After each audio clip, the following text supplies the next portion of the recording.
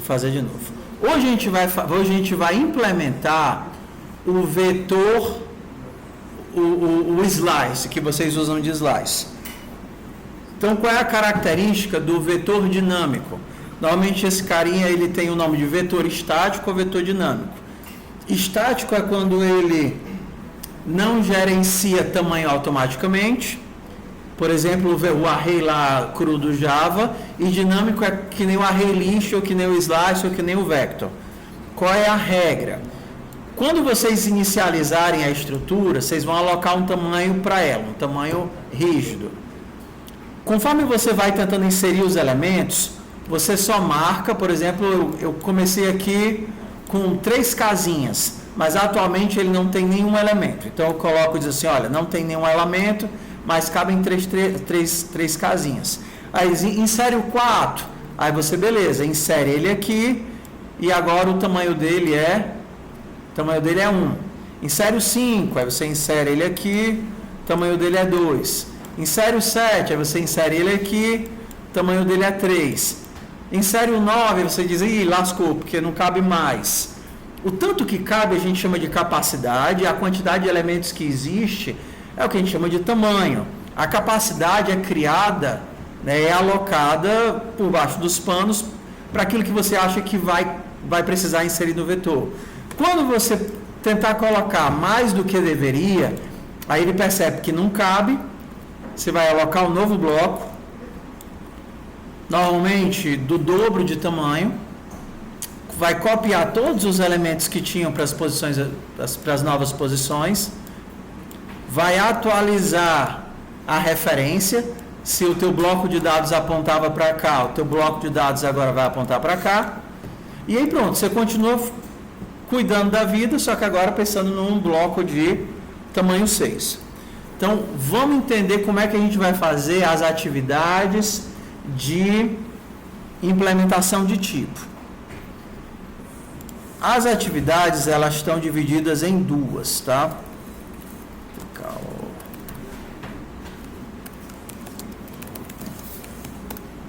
Elas estão divididas em atividades de resolução de exercício, que é esse lit code aqui, atividades abertas que não tem teste, e atividades de construção, que é essa daqui, make, tá? Então a gente vai começar com essa daqui, lista sequencial dinâmica. Como é que ela é? Ela tem uma carrada de testes. Agora preste atenção para não fazer besteira, tá? Elas são planejadas para você fazer passo a passo. Ela vai ter aí uns 15 métodos diferentes. O que é que você não deve fazer? Implementar os 15 e depois tentar botar para rodar, porque vai ter erro nos 15, vai passar 5 horas tentando caçar erro. Então, os testes são feitos por funcionalidade. Se você não está na parte de ordenar, não precisa implementar o método de ordenar, faz só o que está aqui. Então, por exemplo, aqui ele começa só init, status e show. Aí depois ele vai para o push, depois ele vai para o get, depois ele vai para o clear, e assim vai até fazer todos os testes, tá?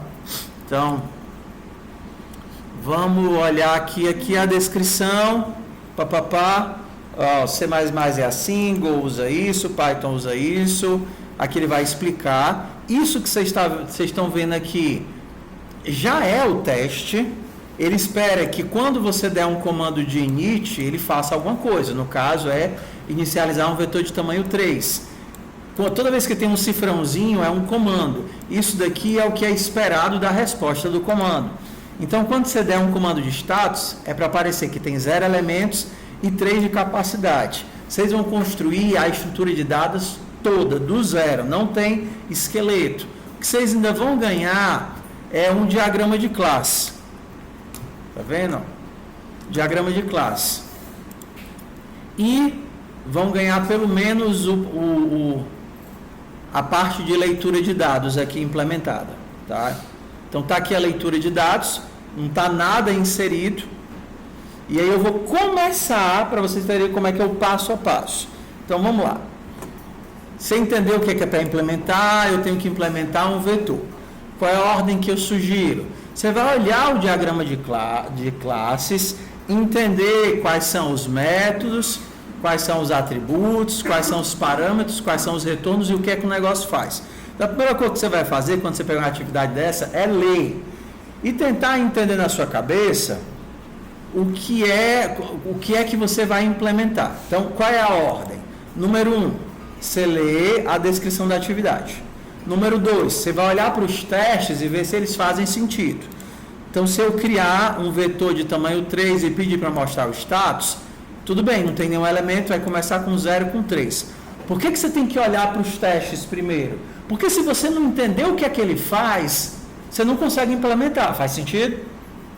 Faz, né? Então, o push vai inserir no final. Iniciei um vetor de tamanho 1, então tem capacidade 1. Se eu mandar mostrar, precisa botar maior. Vocês que estão cegos aí atrás, vocês têm que me dizer, tá?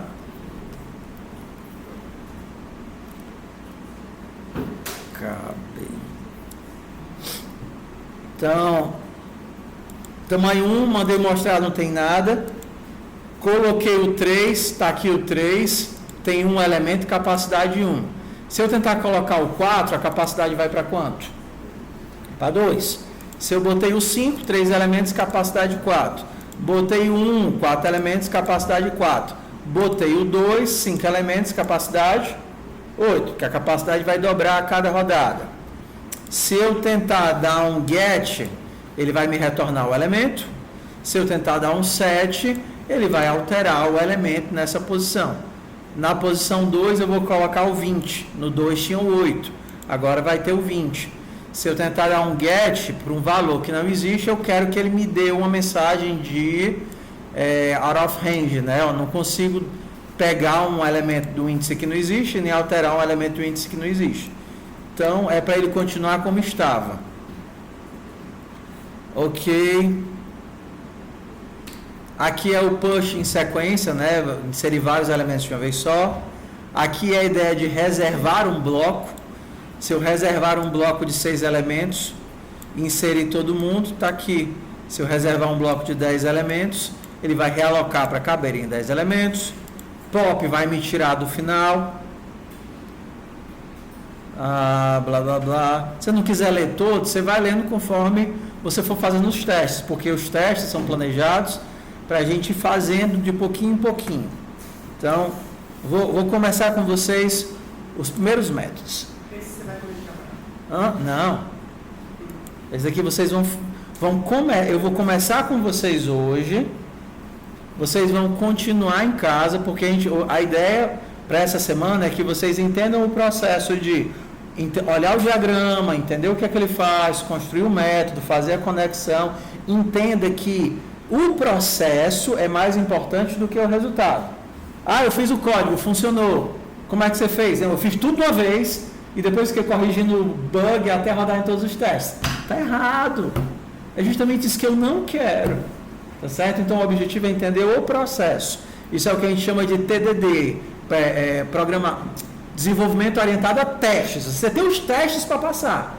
E os testes são feitos de forma incremental. Então, se deixe guiar pelos testes. Passou nos testes, é um indicativo que teu código está mais ou menos certo. Beleza?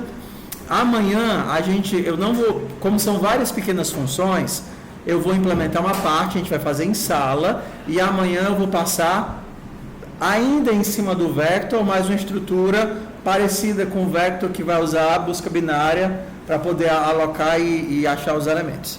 Então, vamos lá. Número 1, vamos entender mais ou menos como é que a coisa funciona? Ok. A gente vai olhar aqui o diagrama de classes, tá? Vou baixar um pouquinho para ele caber aqui. Então, não sei se vocês fizeram PO, mas vamos lá. Isso daqui é uma marcação que é utilizada lá por exemplo, no Plant.uml, que é para gerar diagramas de classe. Então, aqui ele vai usar a palavra class para dizer que eu estou criando um objeto. Isso aqui é o nome do objeto. E esses carinhas aqui, eles são os atributos. Por quê? Porque eles não têm os parênteses. Isso daqui é o tipo do atributo. O diagrama de classe, ele não segue a especificação da linguagem. Então aqui eu não estou fazendo, se tivesse em Go eu faria assim, né? Porque eu não tenho dois pontos. Só que aqui é a linguagem do diagrama de classes, que é parecida, por exemplo, com TypeScript, o Python. Então, basta você entender o que são esses elementos. Então, a gente tem 3 atributos. Data, que é o quê? Os elementos do vetor. Size, que guarda o número atual de elementos. E a capacidade, que guarda a capacidade atual do vetor. Vocês estão vendo que tem um menos e tem um mais aqui? Normalmente nas linguagens a gente usa palavras reservadas como public e private para dizer se o negócio é público e privado. E isso é representado através desses símbolos. Então quando você vê um menos, significa que aquele método, aquele atributo é privado. Quando você tem um mais, você tem que ele é público. E aí quando você tem acho que é hashtag, né? Protegido. A hashtag é protected. Mas aqui a gente vai usar só público e privado. Em Go, isso já está explícito no fato de usar letra maiúscula e letra minúscula. Então seria redundante a gente utilizar mais e menos. Mas como é padrão do diagrama, eu já estou deixando ele aí. Tá. Ok, então a gente tem esses 3 atributos. Vamos para os primeiros métodos, que é o que a gente vai utilizar. A gente não tem construtores em Go, mas a gente tem métodos que fazem a construção de tipo. No caso aqui, eu tenho um método para criar um vetor baseado numa capacidade. Crio um novo vetor com a capacidade inicial especificada e tamanho 0. O método que a gente vai construir também no começo vai ser um método de reservar. Por quê? Porque toda vez que eu vou inserir um elemento, se por acaso aquele elemento estourar o limite, seja num comando de push, seja num comando de insert para inserir no meio, eu vou precisar dobrar essa capacidade. E esse dobrar a capacidade normalmente é feito por um comando de reserva de bloco de dados. E a gente vai ter o nosso comando de pushback, que seria o equivalente ao append lá do Go, ou então o add do Java. Tá? O método size, e aí a gente vai continuando. O popback, o capacity, o status, o string, get, add, set, clean, set, erase. Então a gente vai construir todos os métodos imagináveis aqui para trabalhar com vetor. A ideia é que a gente faça isso aos poucos. Então quando você chegar aqui no seu código tem zero elementos da classe. Tem aqui as ligações. O que é que a main faz? A main ela vai ler o teste, que é basicamente ler as solicitações e imprimir, ver o que é que está sendo pedido, se é end, se é init, se é push, e pedir e rodar o código equivalente. Então vamos de pedacinhos. Eu até deixei ele aqui, mas vamos de pedacinhos. Primeira coisa, já que vocês não fizeram all, ou então não lembram, a gente vai criar a nossa classe. A gente vai criar ela com type struct, é assim? Type struct vector. Ou é depois? Type vector struct, exato, desse tamanho, desse jeito aqui. Type vector struct. E dentro da descrição do tipo, a gente coloca só os atributos. No caso aqui, os meus atributos vão ser um size, que é um inteiro, um capacity, que também é um inteiro, e o meu bloco de dados, que vai ser um vetor de inteiros. Ok? Agora a gente vai para o equivalente ao construtor lá no Java. Aqui no Java você só pode ter um construtor por classe. C++ você pode ter quantos você quiser. Só que aqui o construtor em si, ele não é um método, não existem métodos. Existem funções atreladas aos dados. O construtor sequer é uma função do vetor. Ele é simplesmente uma função que preenche, utilizando algum algoritmo, aquele bloco de dados. Tanto que ele pode ser de qualquer nome. Você poderia criar ele com o nome cria vetor. Isso ainda seria um construtor. Só que existe um padrão no Go que é utilizar new maiúsculo e o nome do tipo para quando a pessoa bater o olho já entender que esse negócio constrói o tipo. Os parâmetros são aquilo que você quiser preencher. Por exemplo, eu quero passar a capacidade. Capacity. E o que é que eu devolvo? O resultado disso daqui é alocar para você a estrutura preenchida. Isso daqui é uma estrutura que guarda valores. Então, qual é a regra normalmente? Se você tem uma estrutura complexa, uma estrutura grande, normalmente você devolve ela como um ponteiro. Se a tua estrutura é pequena, por exemplo, um par de inteiros, não faz sentido ficar passando esse negócio por ponteiro, porque ela é irrisória. Mas como aqui a gente tem a estrutura de dados que a gente vai manipular, e ela é uma estrutura complexa, a gente vai passar por ponteiro. Então, a gente vai preencher aqui. Vamos entender aqui como é que funciona o garbage collector desse cara, tá? Vou fazer aqui outra função aqui para vocês entenderem. Lá no Java, vocês nunca precisaram se preocupar com garbage collector, porque vocês só davam um new na hora que queria, não era assim? New, e pronto, e resolvido o problema, tá? Você não tinha explicitamente que você estava manipulando o endereço, porque tudo que é objeto é via heap, é dinâmico, e tudo que é primitivo é via cópia. Só que aqui é diferente. Então vamos entender assim. Se eu perguntar isso daqui, me retorne um inteiro, full. Função full que me retorna um inteiro. Retorna 5. Beleza? Aqui, ó. Esse 5 está sendo retornado por valor, um RVAL, ou por endereço? Por valor. Ele está pegando 5 e retornando. E se eu fizer assim, ó, a variável A, que é um inteiro, recebe 5 e eu retorno A. Como é que o A está sendo retornado? Ainda é a cópia, ainda é o valor de A que está sendo devolvido. Agora, se eu faço isso daqui, se eu digo que vou retornar um ponteiro para inteiro, a primeira estranheza que você teria é, se você programou em C, você sabe que isso daqui em C é proibido.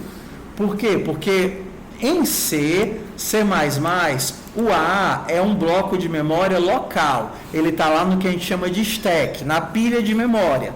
O A é local. Então, quando você devolve o endereço do A, você está devolvendo o endereço de uma coisa que está na pilha, e na hora que a função termina, o que acontece com aqueles valores que estão na pilha?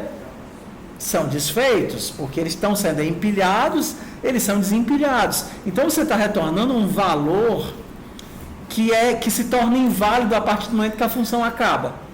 Beleza? Nesse caso, em Go, não. Você não dá o new explícito. O garbage collector, ele entra exatamente agora. Ele vê, ei, você quer que o endereço de A continue existindo? Não tem problema. Eu vou manter ele vivo para você. Você não está dando new explícito nas coisas. Mas quando você precisa que um bloco de dado e ele é passado por endereço, esse bloco de dado permanece vivo enquanto ele estiver sendo referenciado.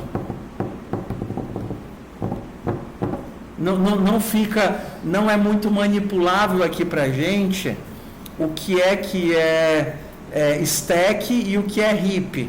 Porque se você olhar para esse A, aparentemente ele é um bloco de memória na stack. Só que na hora que você diz que vai retornar o endereço dele, esse negócio tem que ser mantido vivo. Então é aí que o garbage collector e o processo de gestão de memória do Go entra para dizer, beleza, vou manter o A vivo.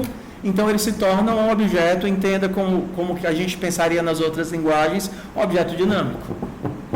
E ele vai continuar existindo enquanto esse bloco, esse endereço for manipulado. Então bora voltar aqui para o que a gente estava fazendo. Então, no nosso caso, bastaria retornar. O que é que eu vou retornar? Um vector. Eu vou criar um vector e vou preenchê-lo e eu vou retornar o endereço desse vector. É assim? Espera aí, que minha mente está... Pronto, é assim. E aí eu posso preencher o que eu quiser. O meu size vai começar com 0. O meu capacity vai começar com... Aqui a gente vai ter conflito. Não existe o des aqui. Capacidade. E o meu data vai ser um make de vetor de inteiros de tamanho de 0 e tamanho capacidade. Eu acho que não tem a vírgula. O que eu estou fazendo de errado?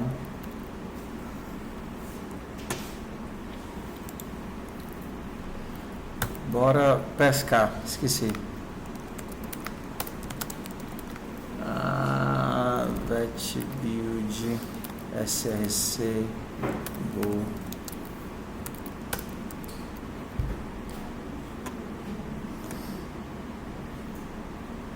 Foi que eu errei. Tem que ter uma vírgula no último? É sério? Coisa horrível.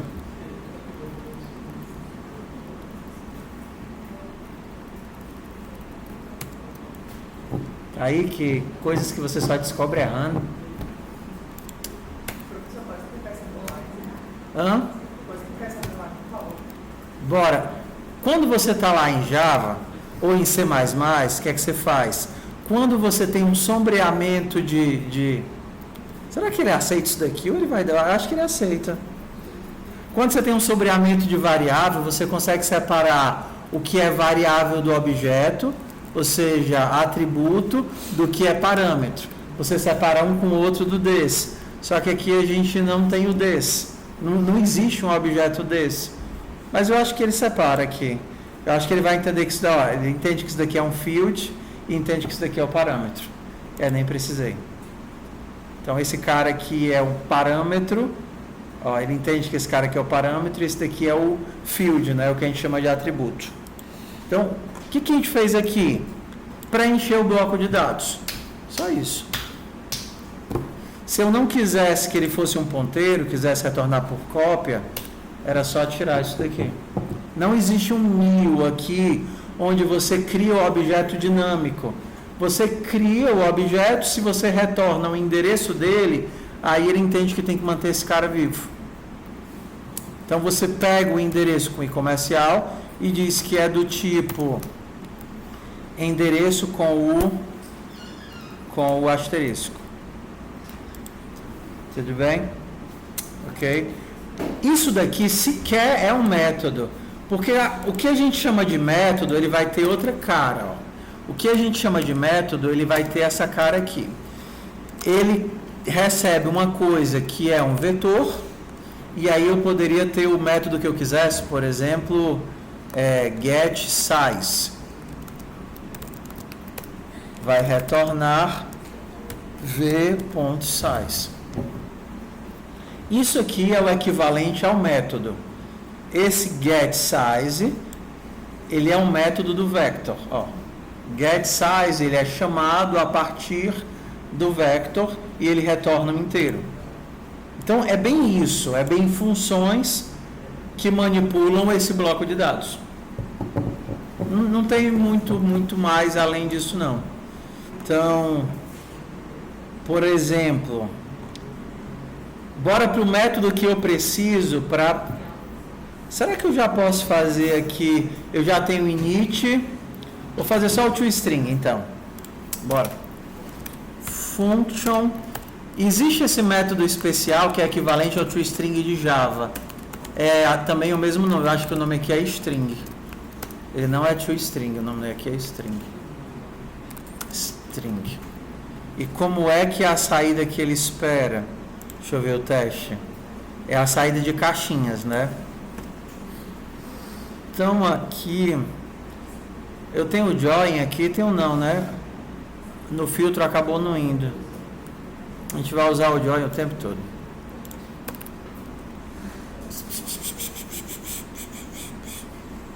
Não, eu posso montar direto aqui. A saída é uma string. Eu quero a caixinha. E agora para todos os elementos do meu vetor. Para IV in range de V ponto. Observe que mesmo que V tenha a sintaxe de ponteiro, no Go a gente não diferencia ponto e seta, é tudo ponto. V.data, para todos os elementos de data. Se o I for diferente de 0, eu coloco um ponto e vírgula, mais vírgula espaço. Saída mais fmt.s print de V. Saída mais caixinhas, retorna saída. Então isso daqui imprime o meu vetor. Ok, ó. Então, oi. Ele no print ele quer todos os dados mesmo que saia seja menor. Não entendi. Então assim, esse dado ele vai ser exatamente a capacidade. Ah, é verdade, está errado isso daqui. Então, se eu tenho muitas pessoas, se eu tenho 10 de capacidade, mas só tenho 2 elementos, então é I em range de V.size. Eu só tenho 2 elementos, eu não tenho data, é o que cabe tudo, né? Perfeito. Data é o que cabe tudo. Então, V é igual, elemento é igual a V.data na posição I. Elemento. Então, bora lá, lembrar. Size é a quantidade de elementos e o vetor inteiro é ele aqui até o final. Isso é o vetor inteiro de dados. Se eu fizesse aquele laço, ele ia percorrer inclusive os elementos que não foram preenchidos ainda. Ok, meu código, eu comecei a fazer o código. Só que se eu rodar aqui, ele não vai mostrar nada, porque esse negócio não está conectado nos testes. Agora a gente tem que ver aqui, tem que ver o que é que a gente desconecta. Primeira coisa, vou criar aqui o meu vetor, tamanho 0. Bora aqui os primeiros testes. Se eu descomentar, ele vai dizer que eu não tenho essa biblioteca, é só salvar que ele inclui. Ó, ele vai pegar o parâmetro, converter para número e usar isso para criar um novo vetor, new vector, com esse valor, atualizar o vetor. Porque o que é que o init faz? Cria um novo vetor. Você imagina que a pessoa vai digitar init 5, está criando um vetor de tamanho 5. Vou rodar interativo para vocês entenderem o que é que eu estou dizendo. Eu acho que eu também preciso, para passar no teste do show, que vai imprimir o vetor, e também preciso do status. Eu não fiz o status, né? Deixa eu deixar sem o status, errado de propósito. Se eu rodar o teste do jeito que ele está aqui, ó, ele está pedindo o status, só que não tem status nenhum. Então, bora implementar o status.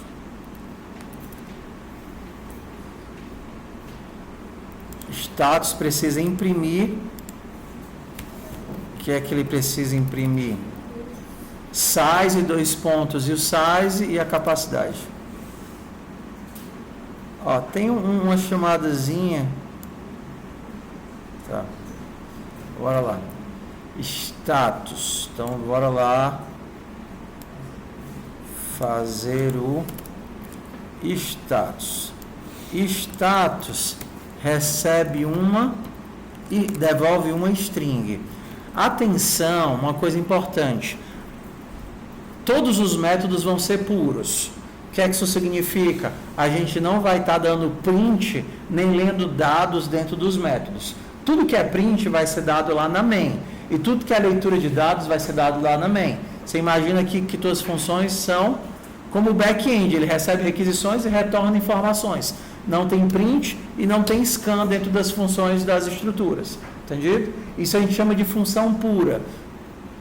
Tudo que ela precisa, ela recebe através dos parâmetros. Não tem variável global, não tem leitura de dados diretamente do teclado.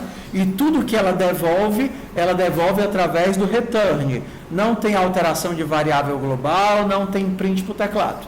Isso daí é a função pura, tá? Toda vez que eu tenho uma entrada, eu tenho obrigatoriamente a mesma saída.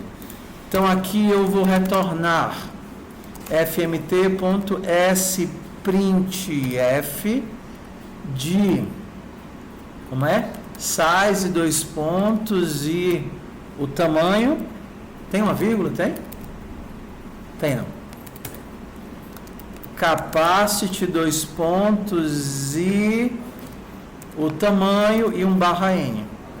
Aqui a gente vai ter v.size, v.capacity. Estou chamando o status lá embaixo, porque se você não estiver chamando, ele não vai rodar. Então a gente volta lá para o código. Ok. Ele está dando uma quebra de linha a mais, então não é para dar quebra de linha lá em cima. Porque aqui já tem o print ln, então ele não é para ter um ln no final. Ups! Não é para ter um ln. Ok. Coloquei um espaço a mais. Então não tem esse espaço aqui. E não tem esse espaço aqui. Ok, passei aqui nos primeiros testes. Bora aqui para o próximo teste. Para dar o push.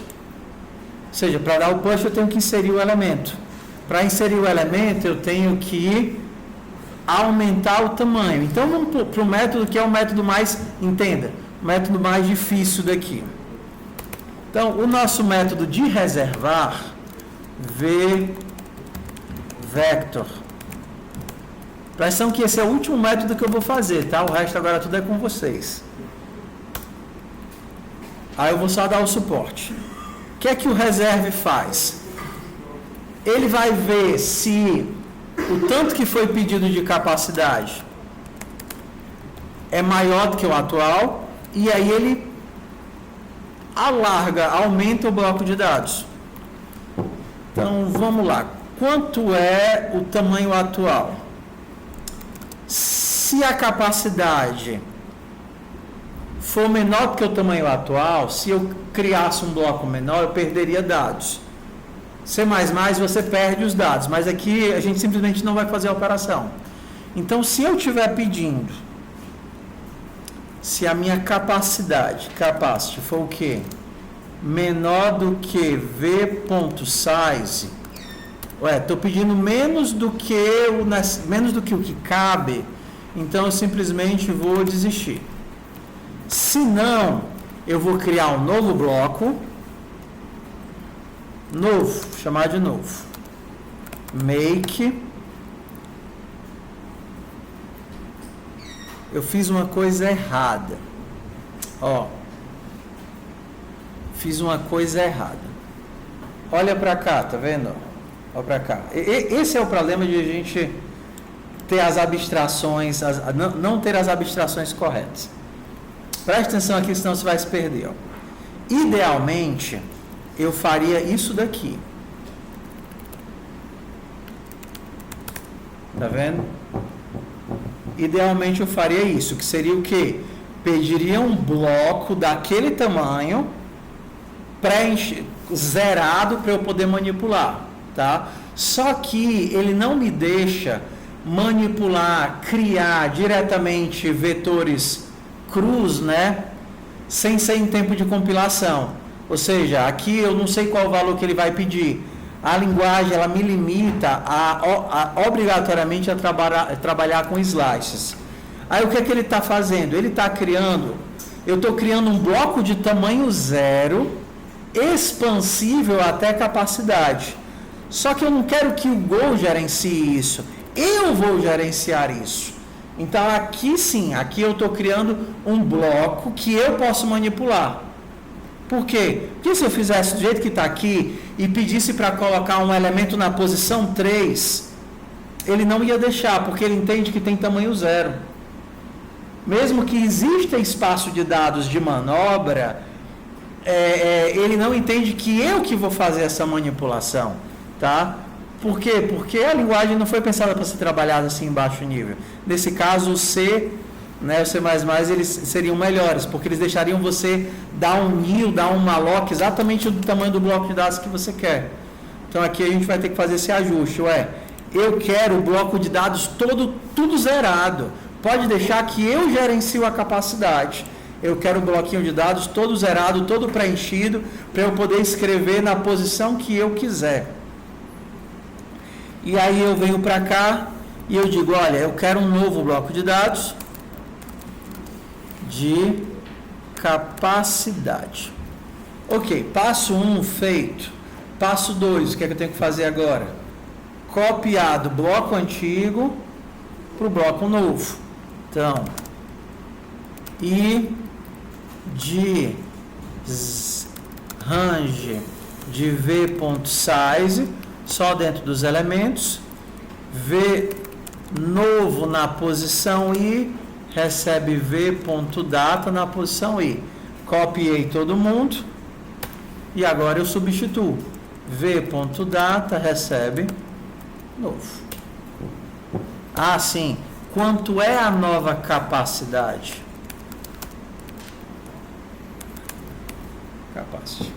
Ou seja, antes eu tinha, exemplo, um vetor, 5 blocos, com capacidade 5, que era o length dele, tá certo? Só que ele pede capacidade 10. Criei um bloco de 10, copiei os 5 que tinham, substituí o bloco e substituí a nova capacidade. Eu estou fazendo a gestão da capacidade. Não é os métodos, você não vai usar append aqui, você não vai usar len, você não vai usar nenhum método da biblioteca do Go que manipula os slices, porque o que a gente está construindo é o código do slice. A gente está fazendo o que o slice faz, o adicionar, o remover, o inserir no meio, o fazer o subconjunto, a gente está construindo o código que faz. Quando você dá um append, é isso que é rodado debaixo do append. O append verifica, beleza, o teu append seria o equivalente aqui ao pushback. Vamos ver o que é que o pushback faz. Func v vector pushback, inserir no final, tá? Então, qual é a lógica do inserir no final? O que é que ele tem que verificar? Se tem espaço. Então, se não tiver espaço, ou seja, se v.size, como é que eu sei que não tem espaço? Foi igual a v.capacity, não tem mais. Então, o que é que eu tenho que fazer? v.reserve. Vou dobrar para 2 vezes capacity. 2 vezes v.capacity. Se é para ser um pouquinho mais gentil, a gente poderia tratar inclusive o caso do vetor começar com 0 de capacidade, porque se ele começar com 0 de capacidade, isso aqui vai bugar, sim ou não? Porque você tenta dobrar, como ele é 0, o dobro de 0 é 0, não vai sair nunca do canto. Então você poderia dizer assim, olha, o mínimo é entre 1 e isso daqui. Ou seja, não tem como isso daqui ser 0. O menor valor, o maior valor. O maior valor entre 1 e isso daqui. Ou seja, se esse cara for 0, você pega 1. Se for 2, você pega 2. Se for 4, você pega 4. Se for 6, você pega 6. Mas se esse cara for 0 ou negativo, o que você vai pegar? Você vai pegar 1. Feito isso, você resolveu o problema. Você trocou o bloco de dados, copiou todos os elementos e atualizou a capacidade. Você não precisou atualizar o size, porque o size continua igual. Onde é que você vai inserir esse cara? Na posição size.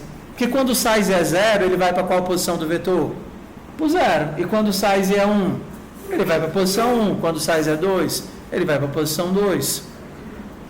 Então aqui eu vou colocar este coleguinha na posição size. E depois eu vou aumentar o size. Então, inserir no final faz o quê? Tem espaço? Se não tiver, eu mando dobrar. Quando eu mando dobrar, ele verifica. Ok, a nova capacidade cabem pelo menos os elementos válidos. Se não cabem, então eu não vou aumentar. Se não, eu crio um novo bloco de dados, provavelmente com mais capacidade, copio todo mundo que era real, que era válido, do antigo, né, para o novo, substituo o bloco de dados e altero a capacidade antiga para a nova capacidade. Observe que esses valores, essas coisas aqui, eles existem, tá? Eu poderia dar um comando de copy para copiar de um para o outro. Eu vou copiar de... O copy é de para... Deixa eu ver aqui. O destino e a fonte. O destino é novo de 0 até v.size. E eu vou copiar de onde? De v.data de 0 a v.size. Então, isso daqui seria o equivalente a esse bloco de baixo. Ó. Copiar daqui para cá. Até no C que você consegue fazer a mesma coisa. Você tem funções lá da biblioteca memory de copiar blocos de dados. Na prática, a gente raramente usa um for, né? Porque tem um monte de função pronta para fazer quase tudo. Ok, então temos pushback.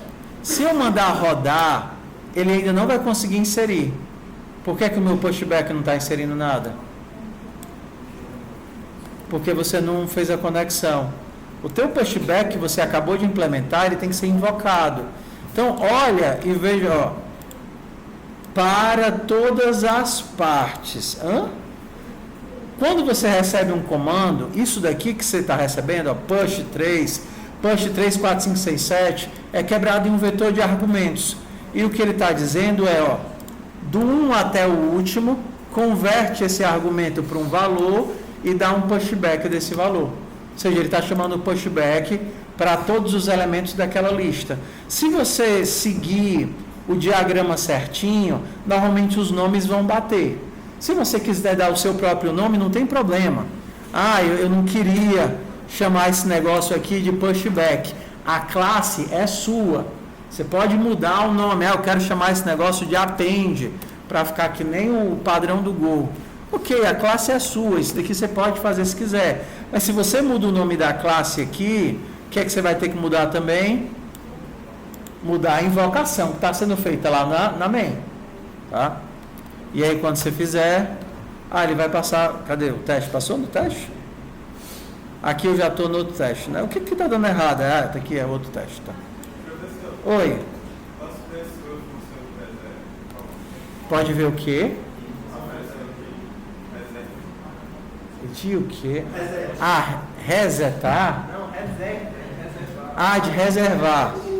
Diz.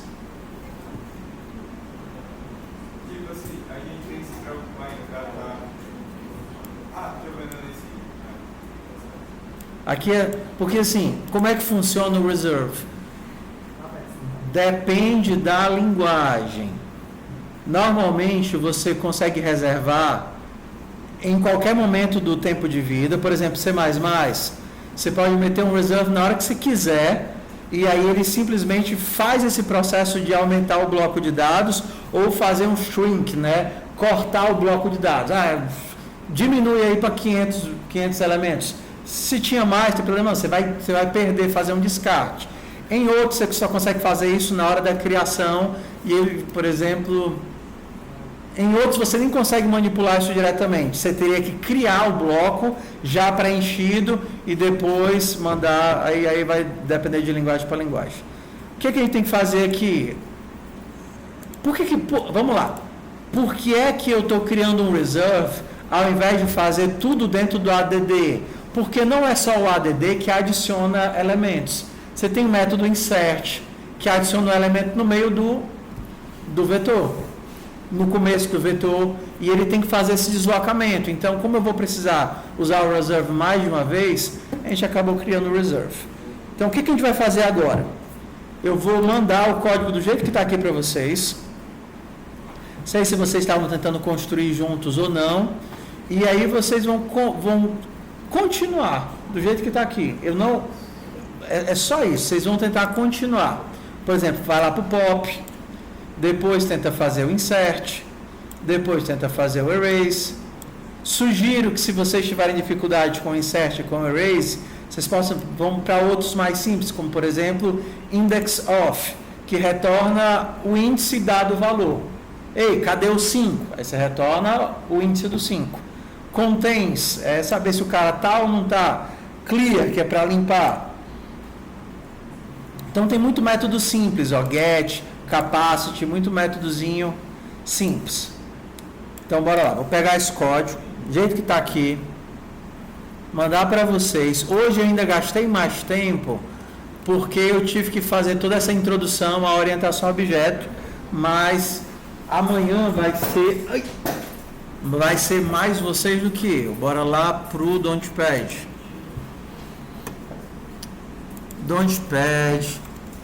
Don'tpad.com/Minecraft. Cadê o caminho do Minecraft? Faltou hoje?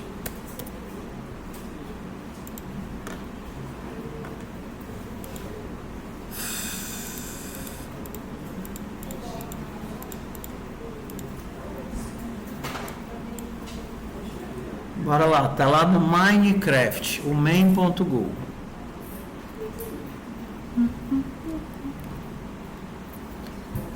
Vamos lá, para vocês que vão tentar fazer sozinhos, lembra? Minha sugestão é, começa dos fáceis. Eu até sugiro que, vocês estão com o método, o código aí, copia o código, ok? Mas tenta refazer alguns dos que a gente acabou de fazer, só para ver se você se acostuma com sintaxe, porque tem algumas coisas que você tem que errar. Por exemplo, eu nunca tinha errado aquela vírgula no final da criação dos parâmetros, então meu cérebro nunca tinha se ligado que ela existia. Às vezes as coisas vai tão no instinto que você não percebe. Você tem que errar para que ele aconteça. Então, algumas dicas que eu vou dar para quando você for fazer. Você vai ter dois métodos que talvez tirem um pouco do seu juízo, que é um de inserir no meio e o outro de remover do meio. Então, bora lá. Como é que eu faço para inserir um elemento no meio de uma lista? O que é que vocês acham que a gente tem que fazer? Eu tenho que deslocar todo mundo, né? Só que, como é que eu desloco? Será que eu posso deslocar começando daqui? Quero inserir um cara bem aqui. Eu copio esse para cá, depois copio esse para cá, depois copio esse para cá, depois copio esse para cá, até chegar no final. Será que funciona assim? Ó, vamos lá. Eu quero inserir, eu tenho uma lista com vários elementos. Eu quero inserir um elemento bem aqui. Será que eu posso fazer um laço criando um buraco? Tudo bem, eu tenho que ver se cabe. Se não couber, eu reservo, mas supondo que caiba. Eu posso pegar esse cara e copiar para a direita, e esse eu copio para a direita, e esse que eu copio para a direita, e assim vai. Se eu fizer isso, eu vou copiar o mesmo cara para todos os cantos, tá vendo? Eu vou ter que copiar de trás para frente. Se eu quero liberar um buraco bem aqui, o que é que eu vou ter que fazer? Vou para o último e copio uma posição para frente. Aí depois eu vou para o penúltimo e copio ele para o último, entendeu? Aí eu chego isso, aí eu vou aqui, bababá, bababá, bababá. Quando eu chegar aqui, aí eu criei um espaço. Aí sim eu consigo inserir o elemento aqui no meio. A mesma coisa é quando eu quero apagar um elemento aqui do meio. Aí para apagar um elemento, aí seria assim, eu puxo esse para cá, depois puxo para cá, depois puxo para cá, depois puxo para cá, puxo para cá, até preencher todo mundo, e aí eu diminuo o size. Bora lá, a gente tem meia hora para trabalhar ainda. Meia hora para trabalhar. Sugiro que vocês comecem refazendo um método no outro, que eu copiei lá.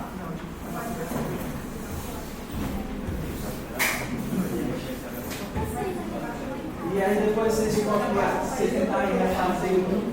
Cadê o que vai estar?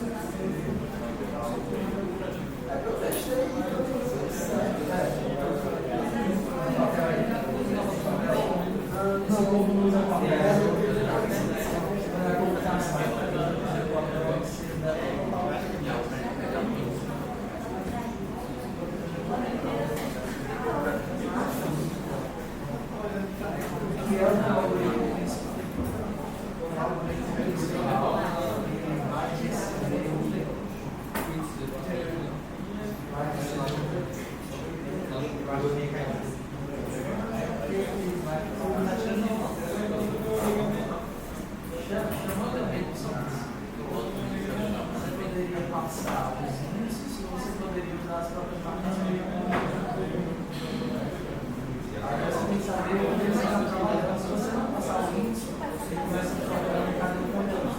Depois que daqui a um pouquinho, eles estão analisando esse caso. Aí eu estou fazendo foco para esse cara. Na verdade, eu estou fazendo foco para esse cara, quais valores eu poderia passar para ti. Porque a primeira coisa que eu quero é estudos que eu não posso colocar aqui. Que nem aquele procurar no então, vai fazer um foco normal para todos os valores de 0 até máximo. Quais podem ser inseridos aqui? Aí ele vai dizer, olha, você pode inserir o 3 e o 5. E agora, já que eu descobri que eu posso colocar aqui, no ponto do foco, eu vou fazer o foco jogando esses caras aqui e chamando a redução. Então, coloca um aqui e chama a redução. Se der errado, coloca o 3 aqui e chama a redução. Se der errado, coloca o 16 aqui e chama a redução. Se der errado, retorno dizendo que deu ruim. Volta e deu ruim. Porque que o cara que me chamou, ele está bem aqui com a própria lista dele. A lista dele poderia ser 0, 2 e 3. E acabou de chamar para o 0. Botou o 0 aqui, chamou a lista para mim, eu botei e chamei para o meu colega, não deu, não boto 3, chama 3, não deu, boto 5, não deu, boto 1, e volta. Aí deu 1, bota 3, bota 2. Aí você deu 1, bota 2, bota 3.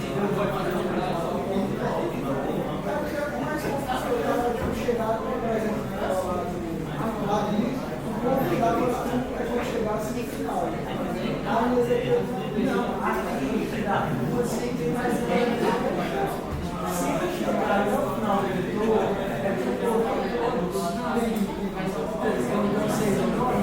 é só você chegar no final. Porque se eu chegar no livro e não tem ninguém que coloca aqui,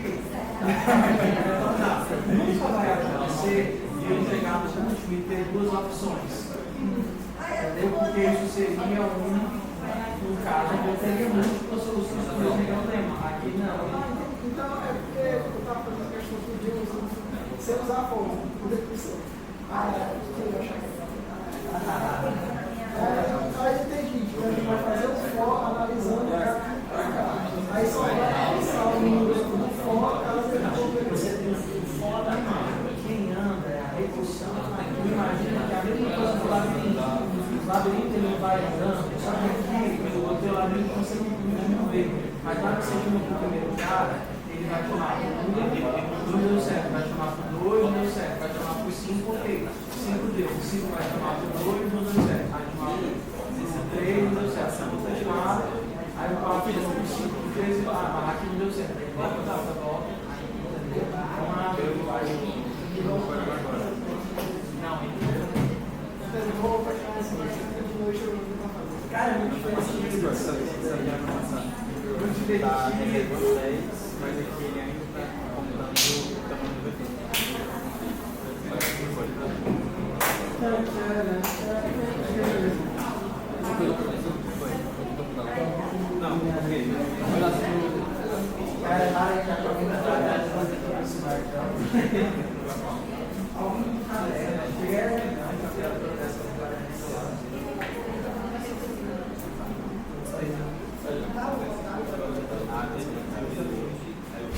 Lembra, fazer os métodos de pouquinho.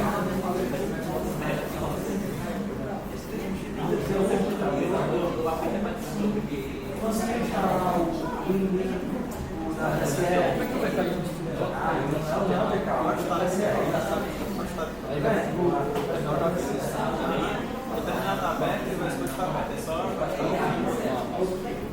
Entendi.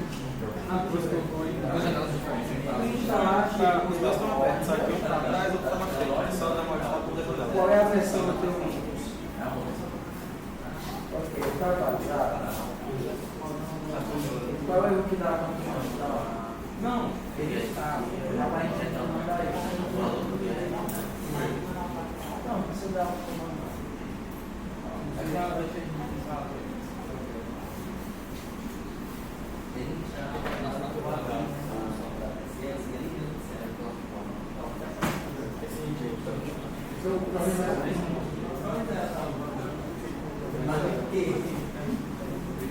Quando tu tenta mandar um pai com uma boa informação,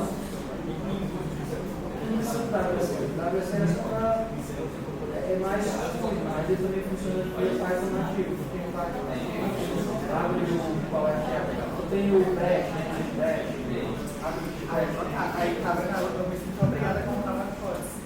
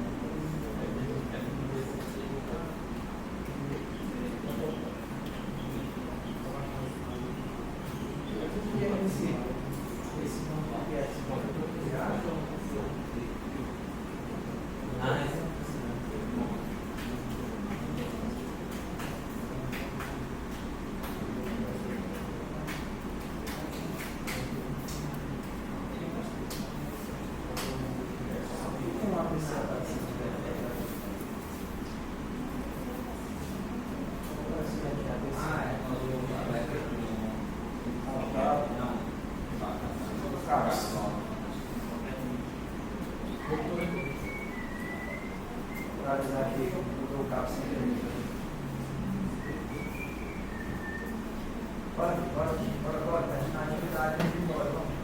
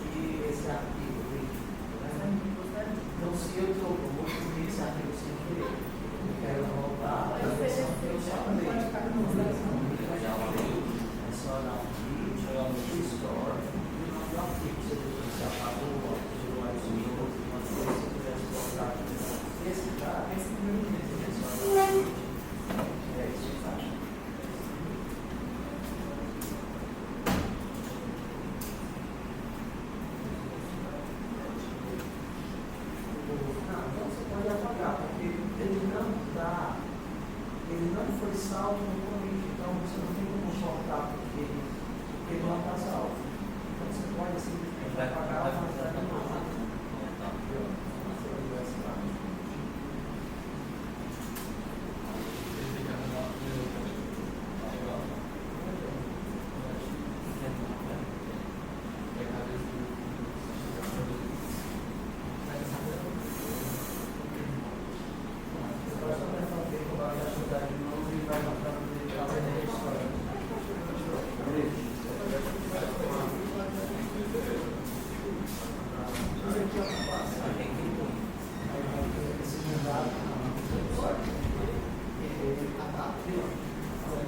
Esse é o problema, entendeu? O que você quer um bloco todo pré-definido, você vai continuar diretamente fazendo o método.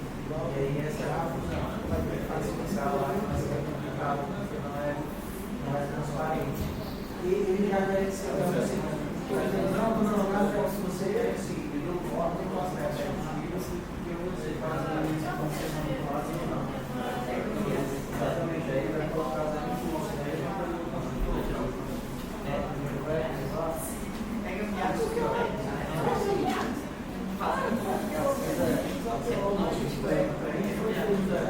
eu decido que é válido ou não.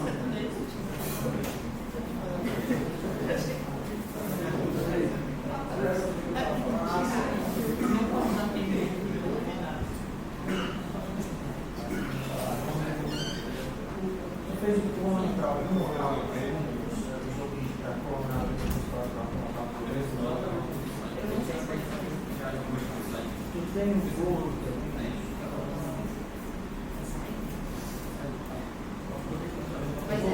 só supondo que você faz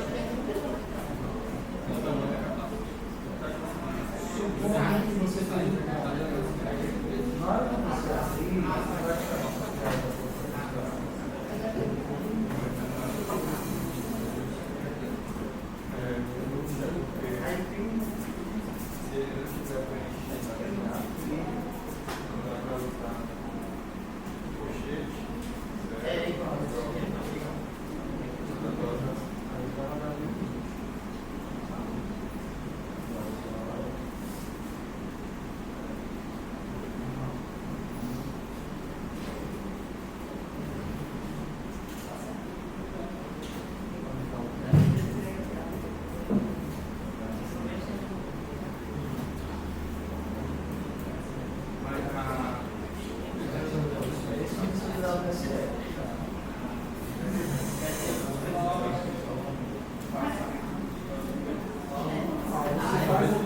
você tem que estar com os caras de se você conseguir clonar, faz normal, não acaba. É diferente de onde você faz o clone.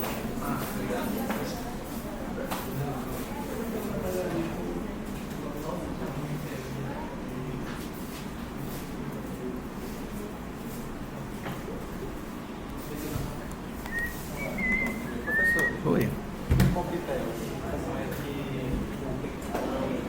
Mais ou menos só.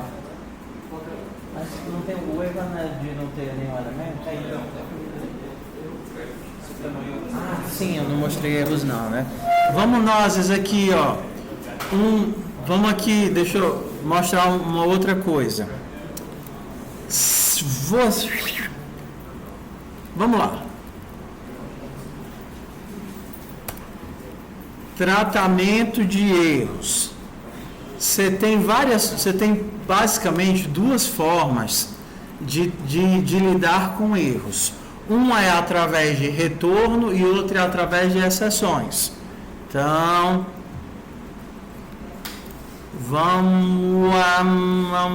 deixa eu pegar aqui um exemplo, deixa. Mas eu queria...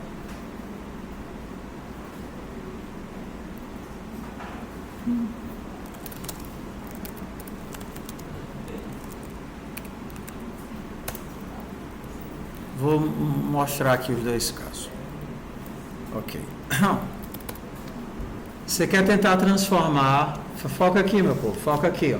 Vamos entender como é o processo, tá?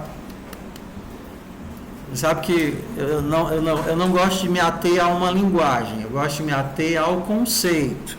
Você precisa entender o conceito porque ele é implementado de formas diferentes. Qual é o conceito? Coisas podem dar errado. Erros são notificados através de retorno ou através de exceções. Quem decide isso? Quem implementou a biblioteca. Quem implementou a biblioteca decide. Em linguagens que você tem as duas opções, aí você, por exemplo, você quer verificar se um texto é um número, exemplo. Então, uma coisa como é que você faz para verificar se isso daqui é um número em Python. Você tenta converter esse negócio para número, só que isso daqui ele não retorna, ele não retorna que dá errado. Ele não me avisa se deu errado. O que vai acontecer é que se ele não conseguir fazer isso, ele vai disparar uma exceção. Python teste.py. Deu certo porque é um número, né? Agora, o que foi que aconteceu? Isso que a gente está vendo, trace back. Isso é a pilha, tá vendo? O rastreamento da pilha desde o momento que o erro aconteceu até aqui. Quando você tem uma função dentro de outra função,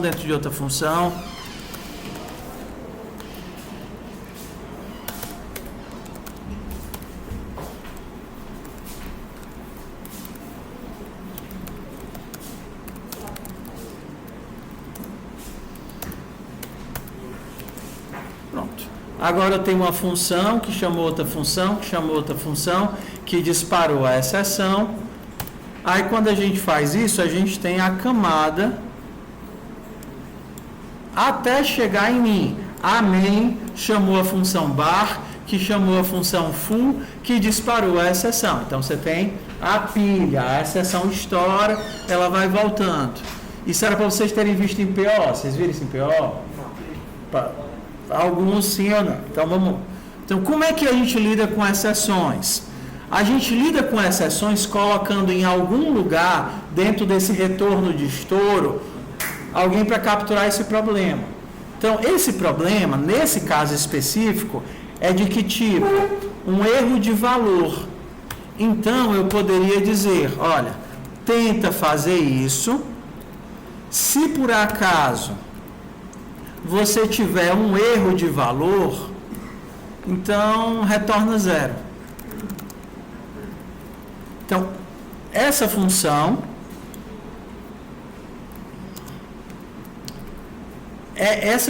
float, ela comunica o que deu errado através de uma exceção. Em Go, o que é que normalmente a gente tem? Eu vou dizer aqui, eu não vou dizer assim, converte para float. Para float.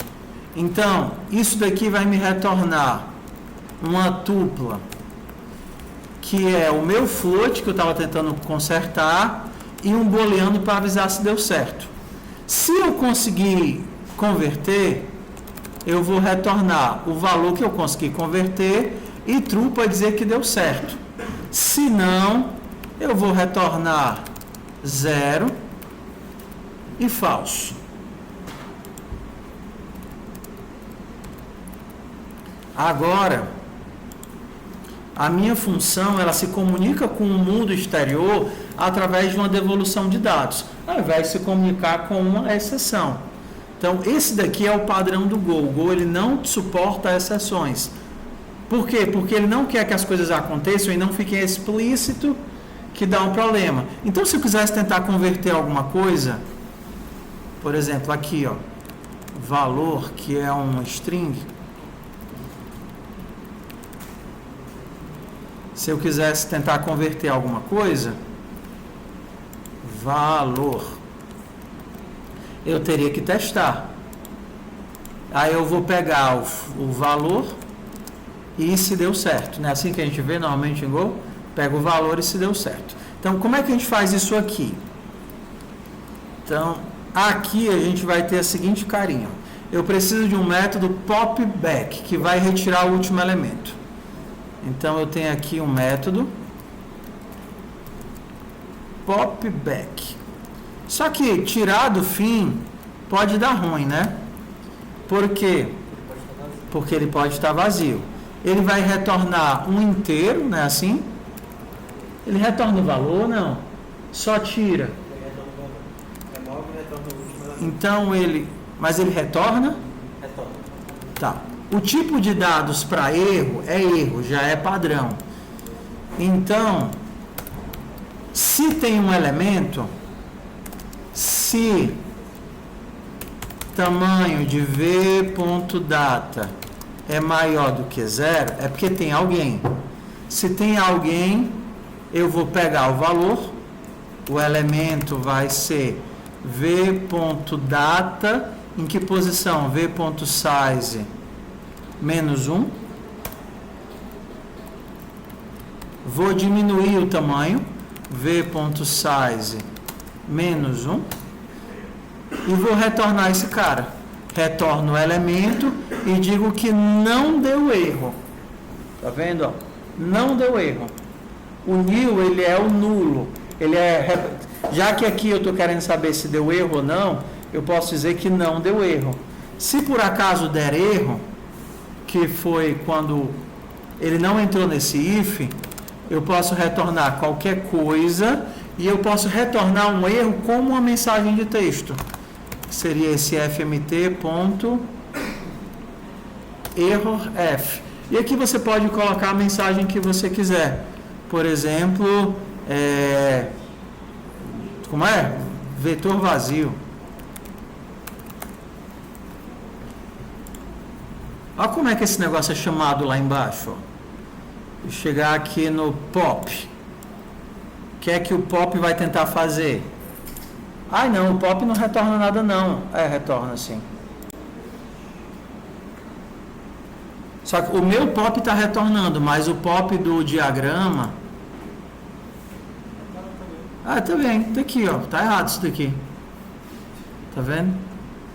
Já não ia encaixar. Porque o primeiro parâmetro que ele retorna é o valor, tá vendo? Então eu teria que alterar isso daqui, ó. Valor e erro. Só que eu não quero o valor. Eu vou ignorar o valor, eu vou usar só o erro. Se erro for diferente de nil, ou seja, se tiver dado erro, o que é que eu faço? Eu imprimo o erro. Por isso que a gente tem que checar as conexões direitinho. Teu popback retorna o elemento que ele removeu e se deu erro. Se tiver dado erro, imprime o erro. Tivemos que fazer um pequeno ajuste aqui. E aí quando você rodar vai funcionar. Tá? Oi? Tá, tudo bem. Como é a ideia? A ideia é que, para que nós tenhamos funções puras, a gente não vai ficar dando print de dentro da função quando as coisas derem errado. A gente monta o nosso erro, formata ele e devolve o erro para dizer que ele aconteceu. Os erros, eles são ou são nulo para dizer que não deu erro, ou são diferentes de nulo para dizer que deu erro. Então, sempre quando você chama uma função, por exemplo, quando você tenta acessar um elemento do mapa, ou você tem aquilo como retorno de booleano, ou você tem retorno de erro. Se você tem erro, é porque não deu certo extrair o dado, ou realizar a operação, que seria esse caso aqui. Esse valor, ele só faz sentido, o valor que eu tirei no popback, só faz sentido se não der erro. Então, eu tento fazer o popback. Nesse caso aqui em específico, eu não estou usando o valor para nada. Para ele não reclamar, eu coloco como underline. Eu digo, olha, tenta fazer o popback e se deu erro, imprime o erro. Mas vai ter na parte da formatação do erro? Tá. A formatação do erro, ela é feita que nem o printf normal. Tá vendo aqui, ó? Errorf é o mesmo formato do printf. Porque se você quisesse passar coisas, vetor, com, entendeu? Tamanho, %v, você conseguiria fazer a formatação do printf para preencher aqui v.size. Se você precisasse formatar o teu erro, colocando informações dentro dele. No caso aqui eu não preciso. Vetor vazio. E aí, se ele tentar dar um pop em alguém, ao invés de achar que deu certo o pop, a gente coloca vetor vazio. Isso, lembra? Por que isso? Porque nós estamos escrevendo funções puras. Se a gente tem função pura, a gente não tem comunicação, senão pelos parâmetros e pelo retorno. Bora para a chamada.